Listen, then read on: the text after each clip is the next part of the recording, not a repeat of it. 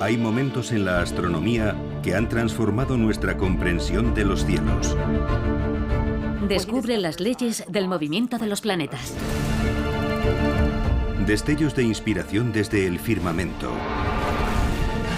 Puntos de inflexión que revolucionaron la manera misma de pensar en el cosmos. Cuando vino y dijo que estas cosas se movían en elipses, de repente el modelo empezó a funcionar. Que han cambiado nuestra percepción de la Tierra y nuestro lugar en el universo. Estas estrellas estaban al menos 10 veces más lejos que cualquiera de las estrellas que sabíamos que estaban en nuestra galaxia. Ya podemos dar rienda suelta a nuestra imaginación. Podría haber extraterrestres ahí fuera que vinieran a destruirnos. En un universo de infinitas posibilidades. De pronto, nuestro universo podía ser mucho más grande de lo que pensábamos.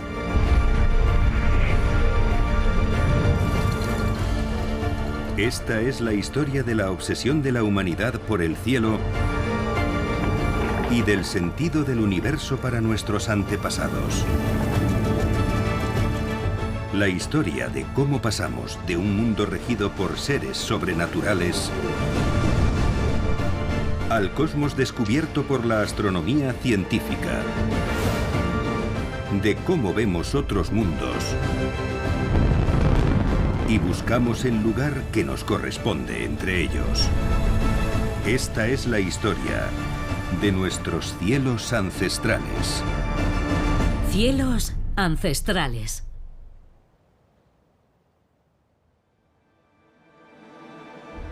Nuestro lugar en el universo. Con el paso de miles de años, dejamos de creer en un cosmos mitológico gobernado por seres sobrenaturales para concebir un universo racional regido por la ciencia y las matemáticas. Vimos cómo la Tierra, hasta entonces plana, se transformaba en esfera y dimos por sentado que era el centro de todo y a su alrededor orbitaban el Sol, la Luna, planetas y todas las estrellas del firmamento. Hasta que, en 1543, un astrónomo llamado Nicolás Copérnico planteó que era el Sol, y no la Tierra, el que estaba en el centro del cosmos. Aún así, en este nuevo modelo, todo seguía estando contenido en cristalinas esferas concéntricas. Aunque esta idea estaba a punto de desecharse.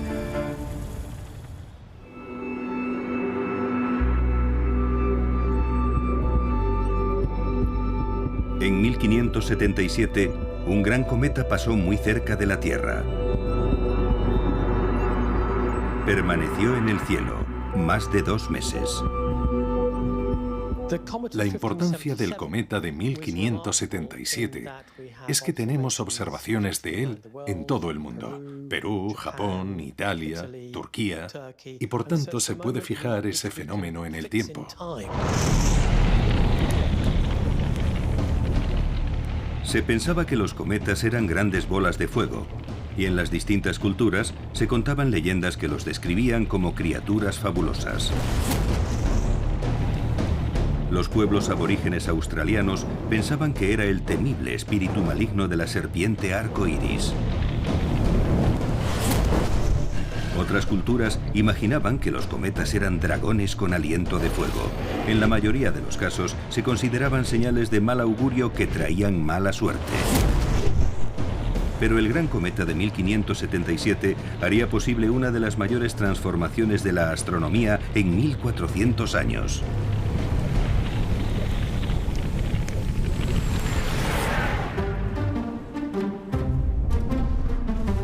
En el reino de Dinamarca, un hombre se sintió motivado para llevar la astronomía a una categoría superior.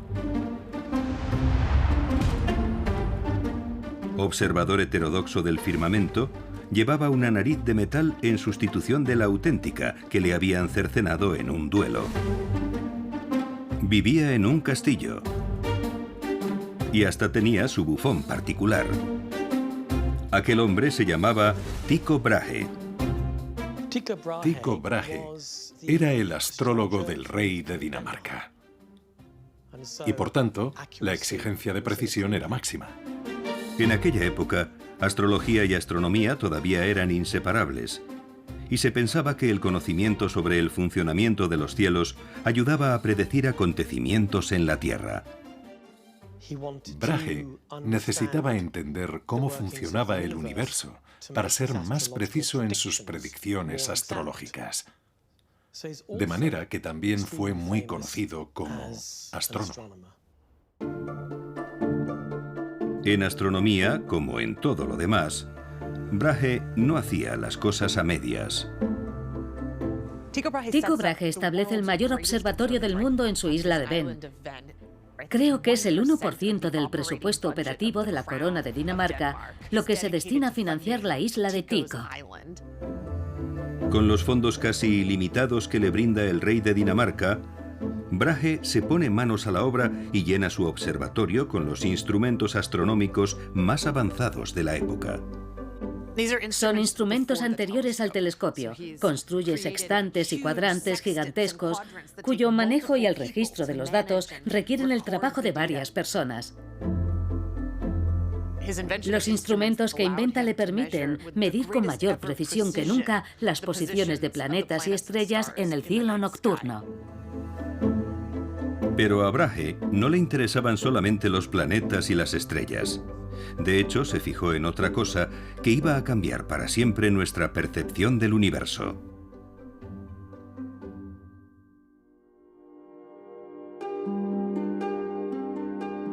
El 13 de noviembre de 1577, Brahe avistó el gran cometa desde su observatorio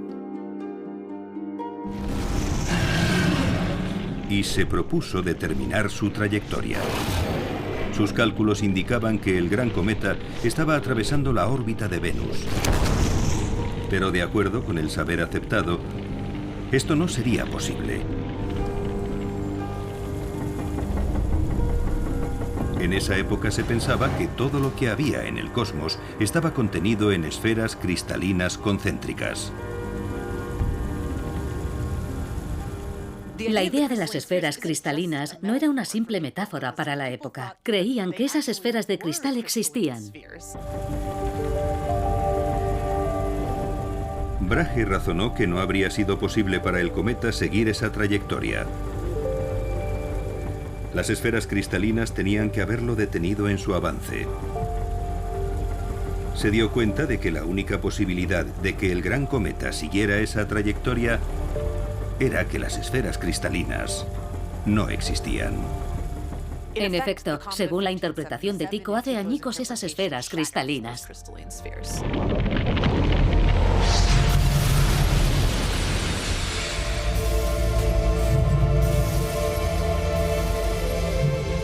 Después de 2000 años, las esferas cristalinas habían desaparecido. Y ya aceptada la idea de un universo centrado en el Sol, la astronomía se adentró en una etapa completamente nueva.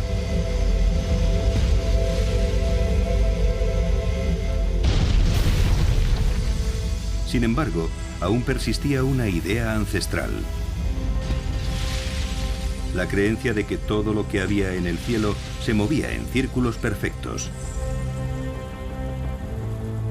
Así fue hasta la llegada de un nuevo astrónomo.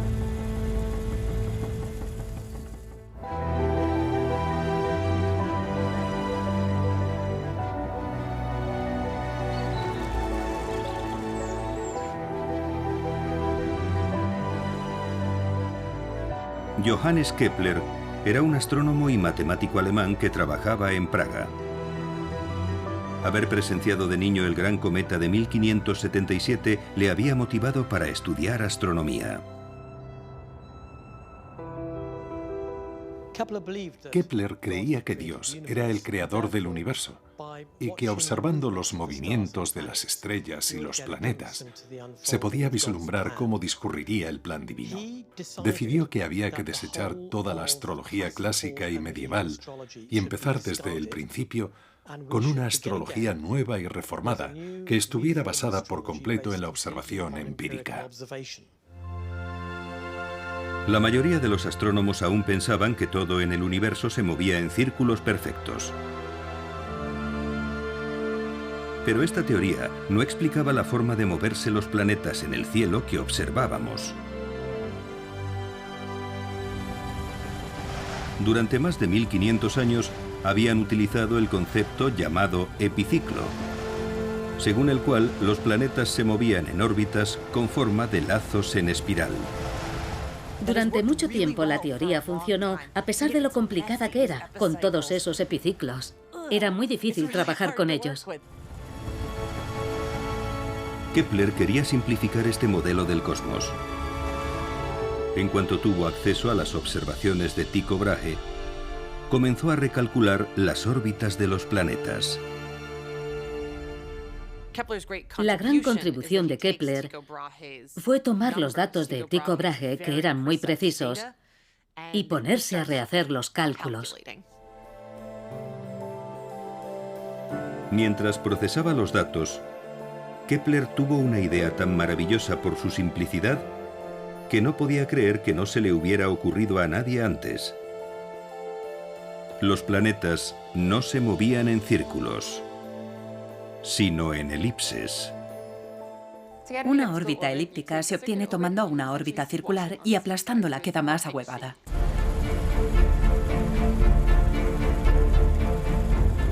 Supone un cambio tremendo. Los planetas no parecen realizar círculos exactos. Lo que descubre son las leyes del movimiento de los planetas. Cuando vino Kepler y dijo que se movían en elipses, de repente el modelo copernicano empezó a funcionar. Kepler publicó sus nuevas leyes del movimiento de los planetas en 1609 en un libro titulado Astronomía Nova. Había encontrado una explicación del movimiento de los planetas que le permitía prescindir de los epiciclos. Pero solo era una teoría. El hombre que iba a demostrarla definitivamente también sería el descubridor de la fuerza que mantenía el universo unido. Y se convertiría indiscutiblemente en el científico más famoso de todos los tiempos. En la Inglaterra del siglo XVII, un hombre llamado Isaac Newton se propuso reescribir todos los libros de texto publicados hasta la fecha. Era un genio que tocó con su dedo la filosofía, la ciencia y las matemáticas. Y hasta la alquimia. Se le recuerda como físico, astrónomo y matemático, pero en su época trabajaba en el contexto de la filosofía natural, que era una manera más holística de entender el universo. Newton era un hombre profundamente religioso que creía que la ciencia podía revelarnos el plan maestro de Dios para el universo. También era un innovador. Durante miles de años, se había pensado que en el espacio las cosas funcionaban de manera muy diferente a como lo hacían en la Tierra. Pero Newton pensaba de otro modo. No solo descubre estas simples leyes que explican lo que sucede aquí, en la Tierra, sino otra cosa todavía más importante, que esas mismas leyes funcionan fuera de la Tierra. Isaac Newton sostiene que todo el universo se rige por una misma ley, la ley de la gravedad.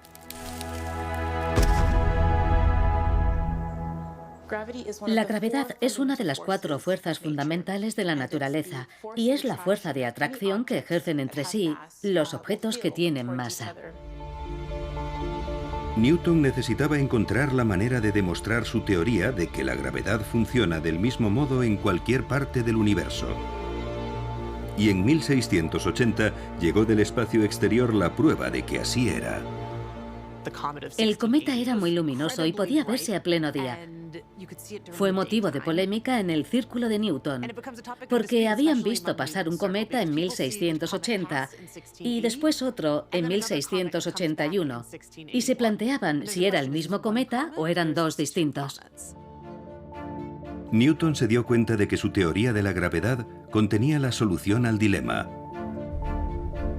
El cometa de 1680 y el de 1681 eran un mismo cometa.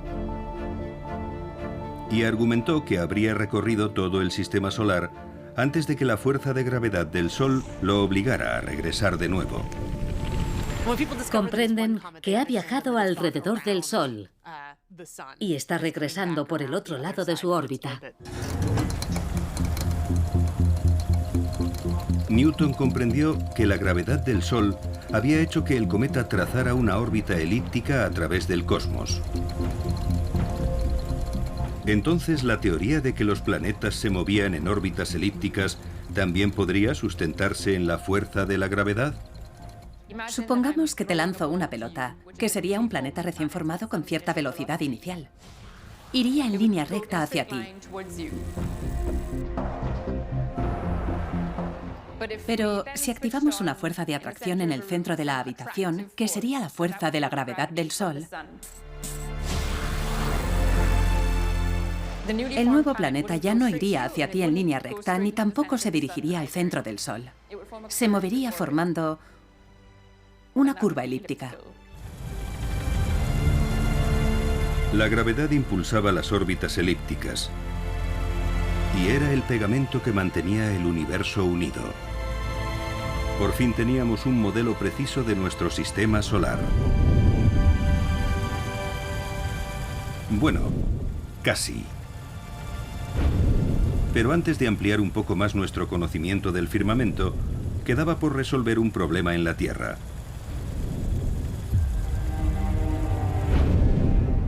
A principios del siglo XVI, los grandes imperios coloniales comenzaron a expandirse por todo el planeta. Había prisa por conquistar y explotar las riquezas de los territorios recién descubiertos. Para las naciones con actividad marítima como Inglaterra, España y Francia, navegar con precisión y seguridad era imprescindible. Hay un ejemplo de un barco que estuvo perdido intentando averiguar dónde estaban en medio del vasto océano, mientras cientos de hombres de la tripulación morían de escorbuto. Realmente era una cuestión de vida o muerte. En 1707, un error de navegación hizo que una flota se estrellara en las Islas Sorlingas, frente a la costa suroccidental de Inglaterra. Fue una de las catástrofes marítimas con mayor número de víctimas mortales de toda la historia. Hasta 2000 marinos perdieron la vida. Hubo un clamor de indignación pública. No estaba bien que la gente saliera al exterior a comerciar en nombre de Inglaterra y muriera en el viaje de vuelta.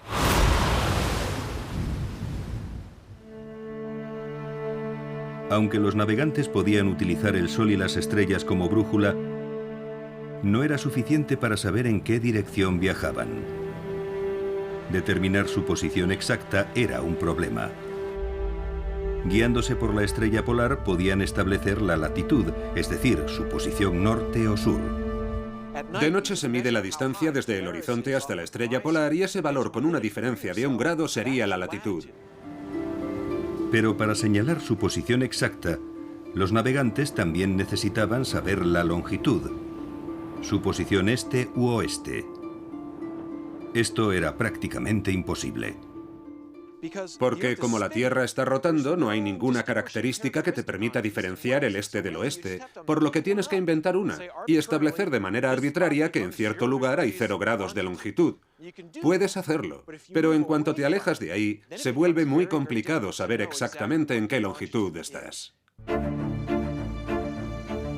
Ya en el siglo II a.C., el matemático griego Hiparco pensó que la respuesta estaba en el cielo. Planteó que si alguien pudiera comparar la hora solar en el lugar donde se encontraba en ese momento con la hora en el lugar de donde había partido, sería posible calcular su posición este u oeste. Aunque era una teoría sólida, tenía un problema. En los 2000 años transcurridos desde Hiparco, nadie había inventado un reloj capaz de funcionar con precisión en el mar. Durante gran parte de la historia, para medir el tiempo se utilizaba algún tipo de dispositivo parecido a un péndulo, y para que ese péndulo funcionara y se pudiera medir su balanceo constante, tenía que estar sobre una superficie estable que no se moviera. Al instalar un aparato así en un barco, que, como es sabido, se balancea con el vaivén de las olas, el movimiento del péndulo se vería afectado y era imposible medir el tiempo. Lo que hacía falta era otra clase de reloj. Y no vendría de manos de un relojero, sino de un carpintero.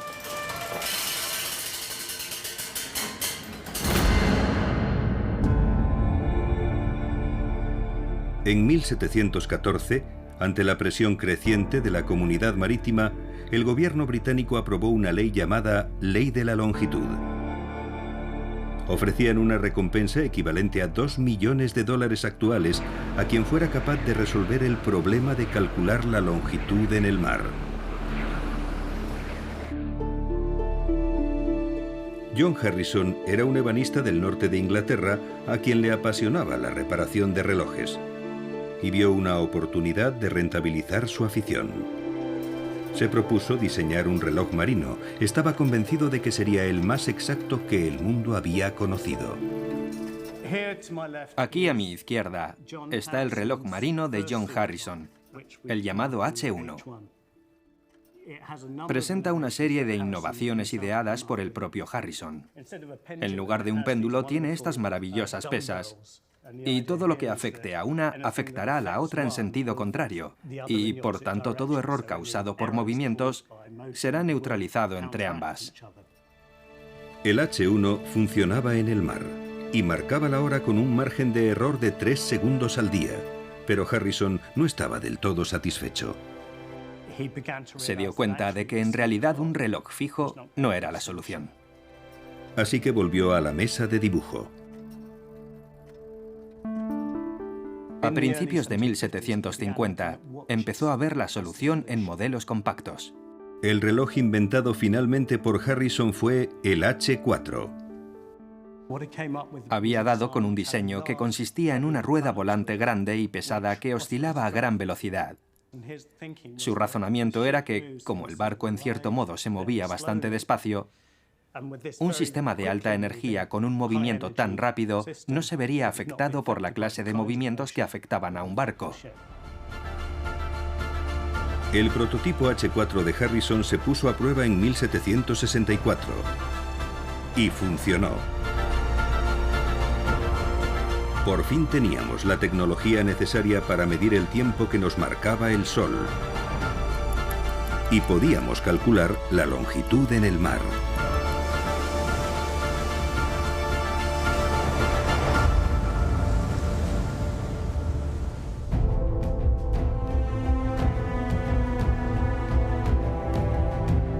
A mediados del siglo XVIII, además, la tecnología nos estaba ayudando a hacer grandes avances en astronomía.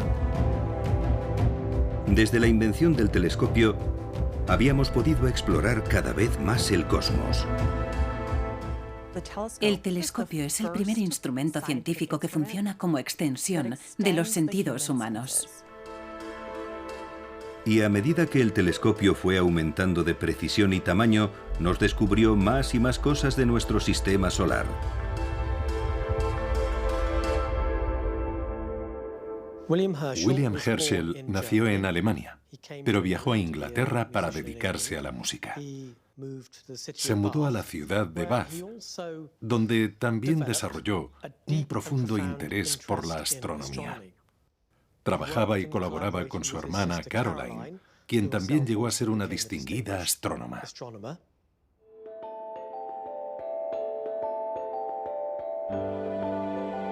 Los hermanos Herschel construyeron una serie de telescopios cada vez más potentes.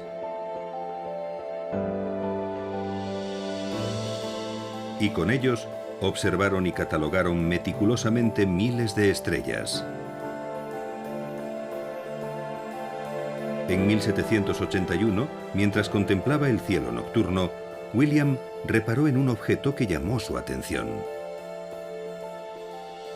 En ese momento no sabía qué era lo que había descubierto, pero después de trabajar con algunos de sus contemporáneos, llegó a la conclusión de que en realidad era otro planeta. Son los responsables del descubrimiento del planeta Urano. Fue un descubrimiento trascendental. Durante milenios habíamos pensado que solo había 5 planetas. El descubrimiento de Urano elevaba el número a 6. William dedicó el nuevo planeta al rey Jorge III. Gracias a ese gesto, Herschel se ganó el favor real y fue nombrado astrónomo del rey.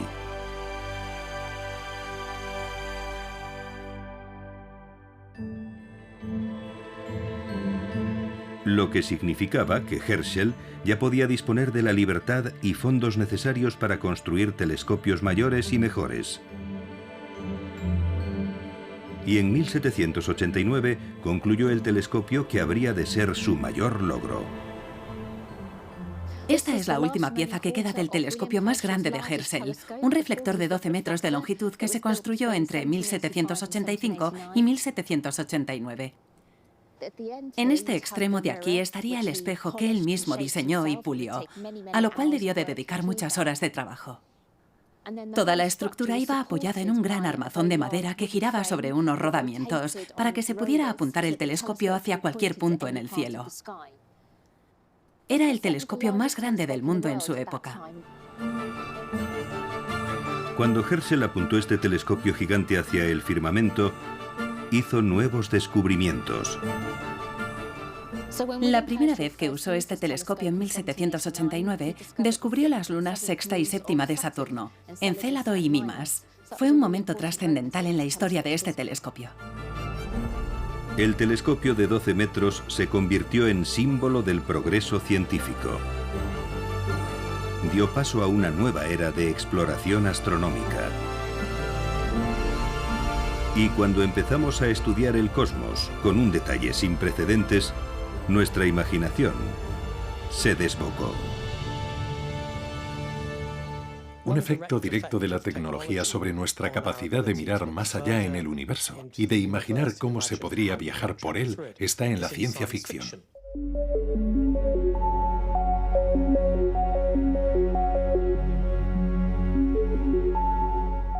Su momento culminante llegó en el siglo XIX con Julio Verne. Verne era un escritor muy prolífico y muchas de sus obras contenían descripciones de tecnología realmente importantes. A veces de una tecnología muy futurista que, en opinión de muchos, era muy adelantada a su tiempo. En 1865, Verne publicó su libro De la Tierra a la Luna. Julio Verne escribe sobre un club militar estadounidense en el siglo XIX donde se propone construir un arma gigante y enviar a 3 de sus miembros al espacio, que aterrizan en la Luna. Un silencio sobrecogedor pesaba sobre toda la escena. Y todo el mundo era consciente de que los audaces exploradores también estarían contando los segundos en el interior del proyectil. 38, 39... ¡40! ¡Fuego! Aunque era una obra de ficción, la novela de Verne sirvió de inspiración a científicos de todo el mundo. Lo importante de la novela es que está muy bien documentada. Julio Verne hace el trabajo preliminar de explicar el tipo de impulso que haría falta, la clase de materiales que se necesitarían para hacerlo posible. Sus cálculos eran tan precisos que por primera vez la idea de enviar un ser humano al espacio sonaba plausible.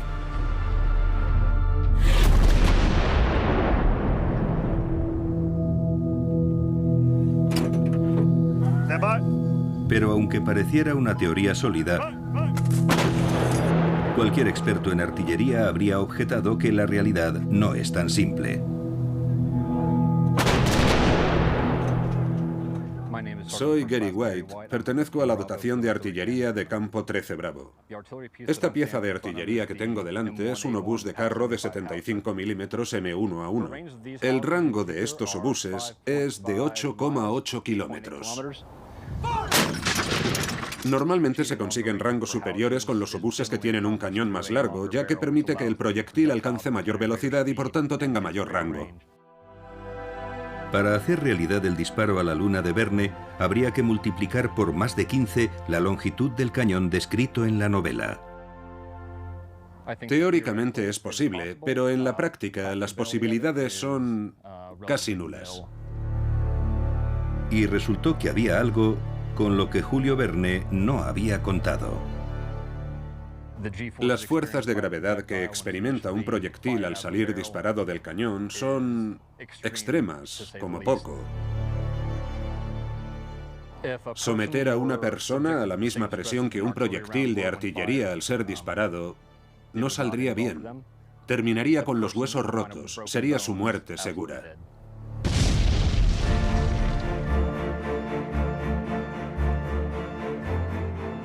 El sueño de Verne de enviar personas a la Luna quedaría firmemente instalado en el reino de la ciencia ficción.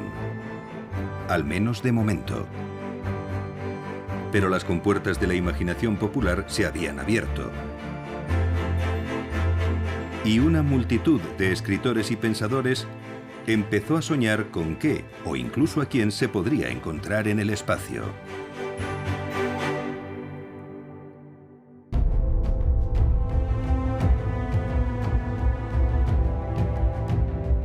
En 1877, el planeta Marte pasó excepcionalmente cerca de la Tierra. Y en Milán, un astrónomo italiano llamado Giovanni Schiaparelli aprovechó la oportunidad para estudiar el planeta rojo con un detalle sin precedentes. Schiaparelli llenó sus cuadernos de dibujos a mano de Marte, describiendo todas las características que veía a través de su telescopio. Y levantó mapas detallados de un paisaje marciano lleno de lo que calificó de continentes y mares. Una de las observaciones que hizo fue que en la superficie de Marte había una especie de entramados de líneas a los que llamó canali, que en italiano viene a significar cauces. Pero cuando su trabajo se difundió por el mundo, la palabra canali se tradujo incorrectamente como canales, un error que tendría consecuencias de gran alcance. Pensar en canales remite a algo que se ha creado artificialmente. Y si eran artificiales, era que alguien los había construido, claro. Alguien tenía que haberlos creado. Y esta clase de especulación ha durado hasta hoy mismo, sobre que los marcianos existen y lo que pueden estar haciendo. Así nació una nueva ola de literatura de ciencia ficción en la que se especulaba con que pudiera existir vida en el espacio exterior. Es bonito pensar que pudiera haber otra gente ahí afuera, siempre que pudiéramos tender lazos de amistad. Naturalmente, la otra cara de la moneda es que podría haber extraterrestres ahí fuera que vinieran a destruirnos. La idea de una amenaza extraterrestre inspiró uno de los libros de ciencia ficción más importantes de todos los tiempos. La obra de H.G. Wells, La Guerra de los Mundos. Un relato en el que una civilización extraterrestre hostil procedente de Marte invade la Tierra. Como con los dioses y monstruos de la antigüedad, de nuevo estábamos poblando el universo de criaturas fantásticas.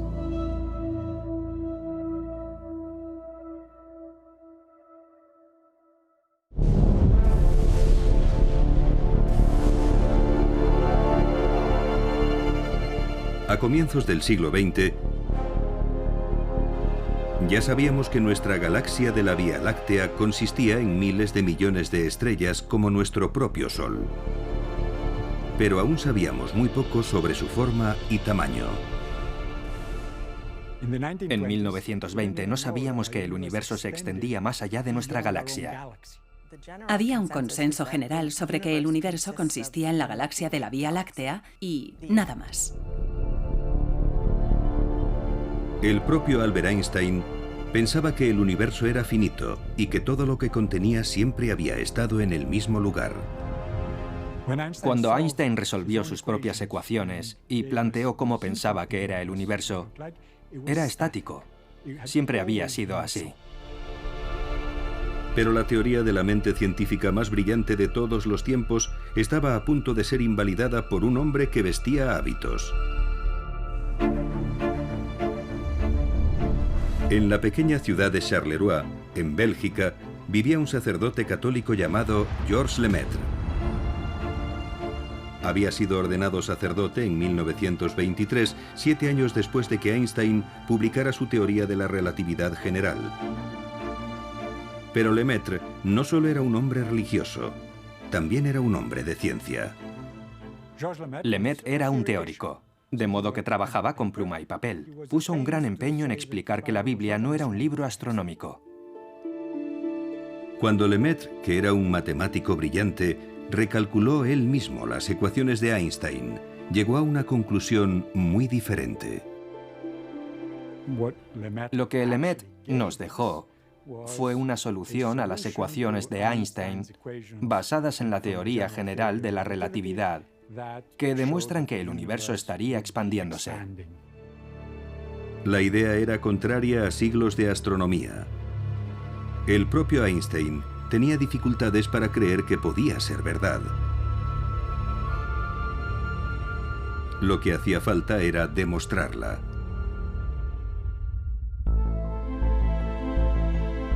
Edwin Hubble nació en Missouri en 1889. Era el clásico chico de Estados Unidos. Jugaba al baloncesto por Chicago y capitaneaba su equipo.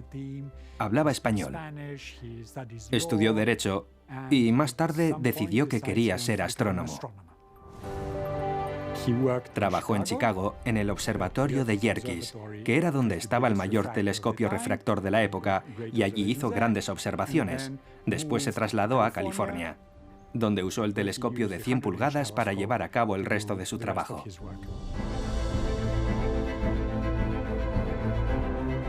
El telescopio de 100 pulgadas que había en el observatorio de Hooker, en California, era el más potente del mundo en aquella época. Hubble lo usó para estudiar nebulosas, unas distantes y difusas nubes de luz que llevaban siglos confundiendo a los astrónomos. Una de estas nebulosas en particular captó el interés de Hubble. Por primera vez, gracias a la altísima resolución disponible, tomó imágenes de la nebulosa de Andrómeda. Hubble observó que la nebulosa de Andrómeda no era una nube de gas como se pensaba desde hacía mucho tiempo. En realidad era una colección inmensa de estrellas diferenciadas. Y estaba a punto de resolver el ancestral enigma de lo que Andrómeda era en realidad. En esa época, la mayoría de la gente pensaba que nuestra Vía Láctea era la única galaxia del universo y que Andrómeda formaba parte de ella. Hubo un gran debate sobre si esa nube de estrellas estaba dentro de nuestra galaxia o fuera de ella. Pero Hubble tenía otras ideas. Se propuso calcular la distancia a Andrómeda desde la Tierra. Y para ello usó una técnica muy parecida a la que empleamos actualmente para calcular la distancia a la que se encuentra un foco de luz observando su intensidad. Midiendo la intensidad del brillo de las estrellas de Andrómeda, Hubble logró determinar la distancia a la que estaba.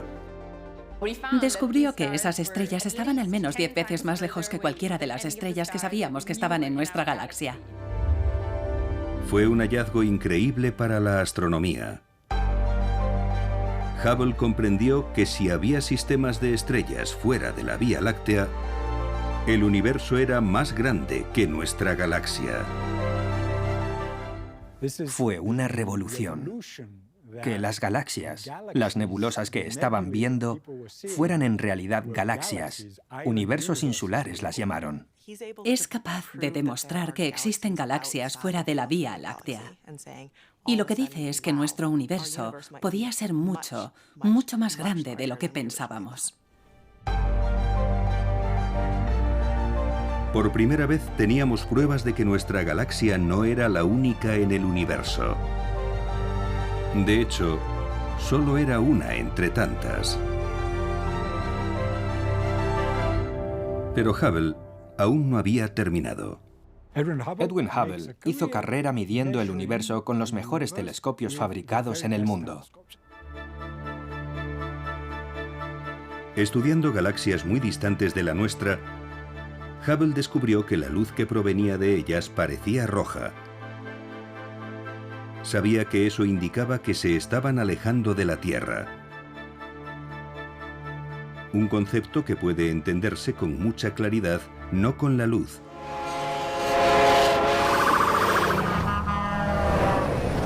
sino con el sonido. En el colegio siempre se pone el ejemplo de la sirena de una ambulancia o un tren para explicarlo. Oyes que el tono va cambiando a medida que el objeto se acerca o se aleja de ti. El sonido viaja en forma de ondas.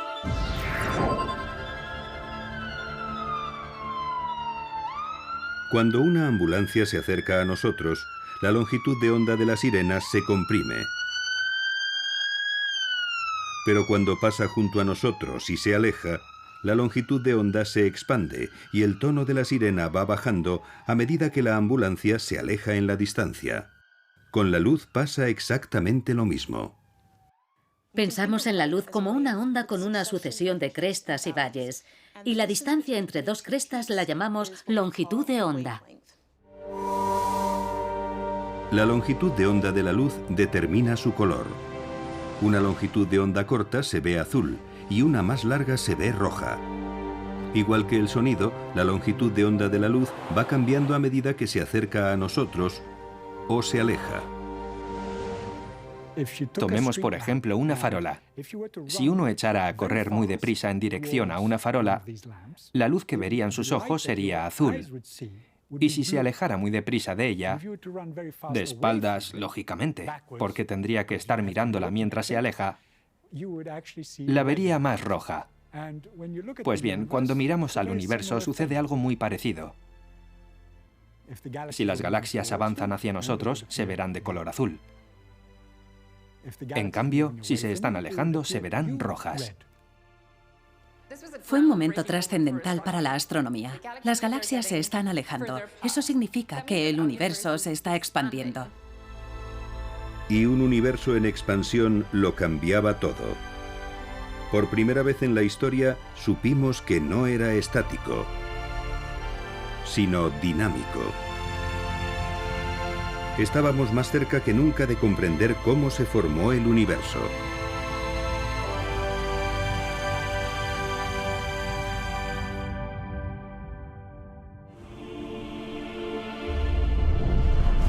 En Bélgica, Georges Lemaître estaba empezando a trabajar en su próxima gran idea.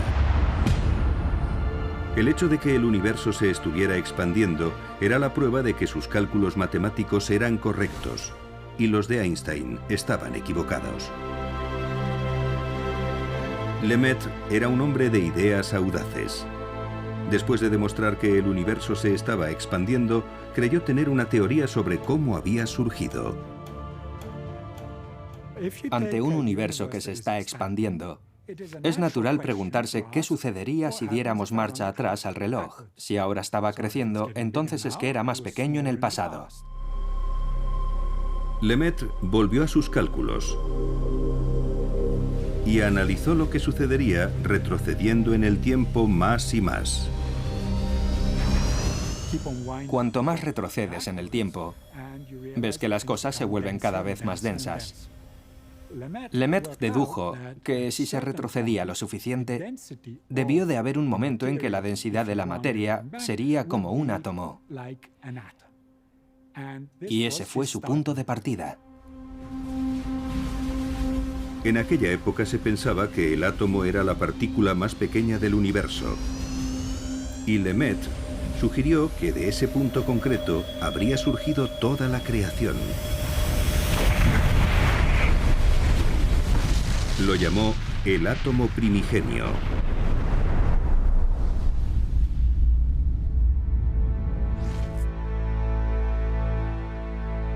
Era una idea sumamente innovadora. La teoría de la relatividad general de Einstein afirmaba que el universo siempre había estado ahí. no podía tener un principio.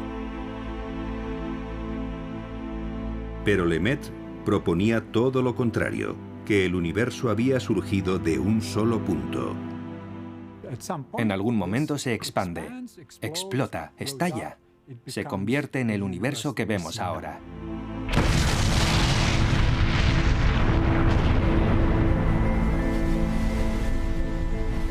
Lemaitre había iniciado los cimientos para la teoría del Big Bang.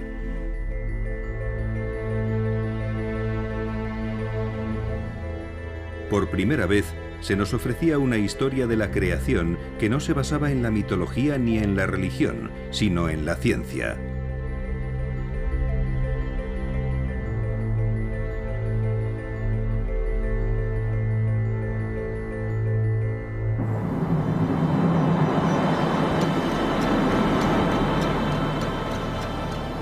Ha pasado un siglo desde que Hubble y Lemaitre propusieron que nuestro universo tenía un origen. En ese tiempo hemos lanzado al espacio satélites y telescopios que nos están ayudando a ver mejor que nunca y a continuar el trabajo que ellos comenzaron. El telescopio espacial más famoso de todos lleva el nombre del propio Hubble. Y en 2012 nos ofreció una de las imágenes más emblemáticas de la astronomía moderna.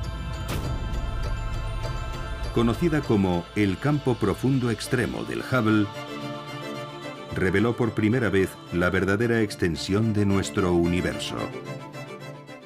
Prácticamente todo lo que se ve en la fotografía son galaxias. Miles de millones de estrellas en cada una de esas estructuras que pueden ver detrás de mí.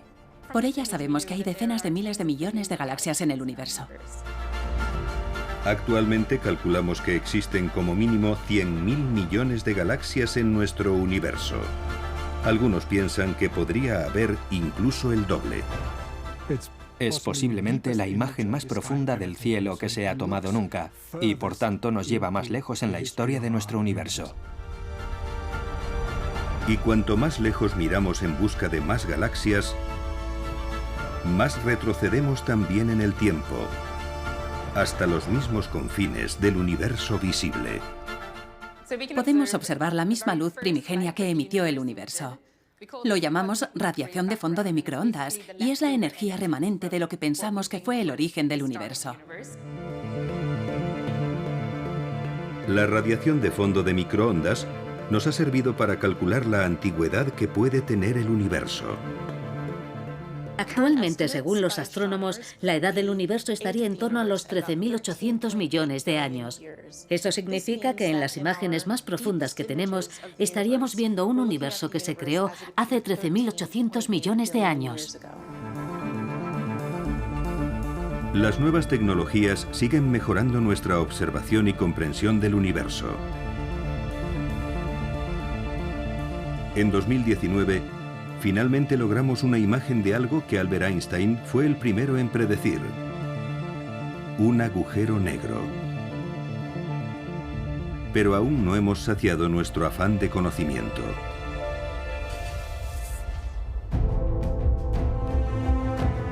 En la sede principal del Observatorio Europeo Austral en Múnich, Alemania, Jason Spairomilio se encarga de supervisar la construcción de varias partes del telescopio óptico más grande del mundo. Se llama ELT. El ELT es un telescopio tremendamente grande. No hemos sido muy originales con el nombre, pero lo define bien. Son las siglas en inglés de telescopio extremadamente grande.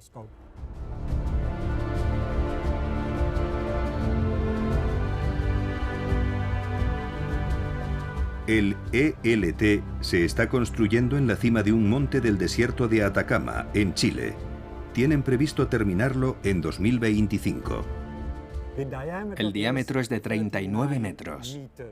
En comparación, los mayores telescopios con los que trabajamos hoy tienen entre 8 y 10 metros de diámetro. Por tanto, va a suponer un salto gigantesco. Una vez construido, este telescopio captará 13 veces más luz que los más potentes en la actualidad.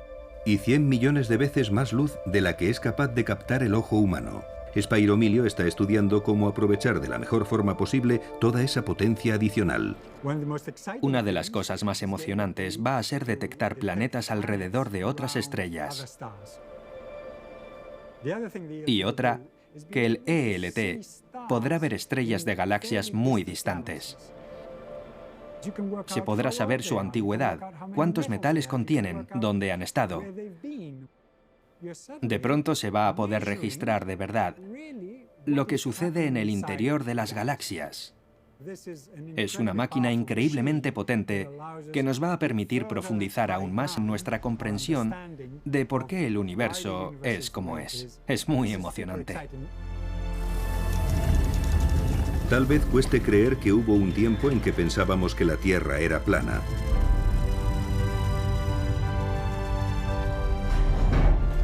Que estábamos en el centro de todo. Y que el universo empezaba y terminaba en nuestra galaxia.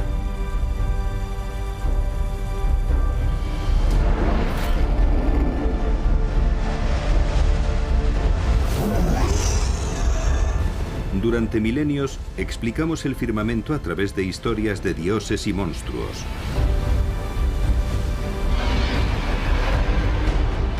Pero con la invención del telescopio comenzamos a descubrir un universo racional. Gracias a la ciencia de la astronomía, hemos descubierto nuevas perspectivas del cosmos.